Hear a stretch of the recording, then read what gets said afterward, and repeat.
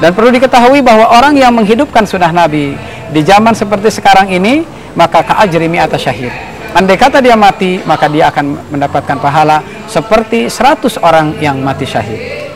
Lalu yang berikutnya, jamaah sekalian yang dirahmati Allah, orang yang dicintai oleh Allah Subhanahu wa Ta'ala adalah mereka yang dermawan. Mereka yang mendapatkan amanah dari Allah, dititipi rizki oleh Allah, diberi kedudukan terhormat, diberi rizki yang banyak, lalu kemudian rizki itu disalurkan kepada yang haknya, karena dia meyakini bahwa ini semua adalah titipan dari Allah. Rizki bisa memberikan manfaat manakala rizki itu kita salurkan atau kita berikan kepada mereka yang membutuhkan. Tetapi rizki ataupun harta ini akan menjadi musibah, malapetaka apabila kita kumpulkan lalu tidak kita infakkan kepada mereka yang seharusnya menerima harta tersebut. Hadirin ma'asyiral muslimin rahimakumullah. Lalu yang berikutnya, orang yang dicintai oleh Allah, orang yang dicintai oleh baginda Rasulullah SAW adalah tandanya mereka selalu dimudahkan dalam urusan-urusan yang bersifat kebaikan.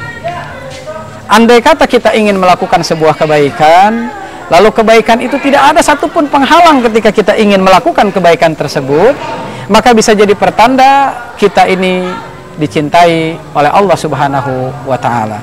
Kenapa? Karena orang yang dicintai oleh Allah senantiasa Allah halangi ketika kita ingin melakukan sebuah kejahatan, ketika kita ingin melakukan sebuah maksiat, ketika kita ingin melakukan mungkarat dan sebagainya, maka senantiasa Allah cegah sehingga kita terhindar dari yang namanya dosa dan maksiat.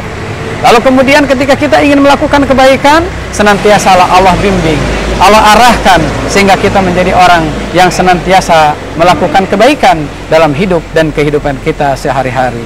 Kita bisa menjadi contoh buat mereka, kita bisa menjadi teladan buat mereka. Itulah tanda orang tersebut dicintai oleh Allah Subhanahu wa Ta'ala. Lalu yang berikutnya, orang yang dicintai oleh Allah adalah mereka yang ketika diberi kedudukan terhormat di sisi manusia, maka kemudian dia jadikan kedudukan itu untuk mendapatkan ridho dari Allah Subhanahu wa Ta'ala. Andai kata dia jadi hakim yang adil. Andai kata dia jadi KPK, dia tidak tembang pilih siapapun yang merasa dia melakukan korupsi, meskipun itu kawannya sendiri, maka dia akan tangkap, lalu dia akan adili dengan seadil-adilnya tanpa melihat siapa dia. Artinya dia akan melakukan kegiatan yang memang sudah Allah perintahkan kepada dirinya, yaitu melakukan amanah, melaksanakan amanah yang Allah titipkan kepada dirinya. Kenapa? Karena sebenarnya yang namanya harta merupakan amanah dari Allah, yang kemudian jabatan itu pun merupakan amanah dari Allah, yang andai kata kita jalankan dengan baik, maka insya Allah kita termasuk orang yang dicintai oleh Allah Subhanahu wa Ta'ala.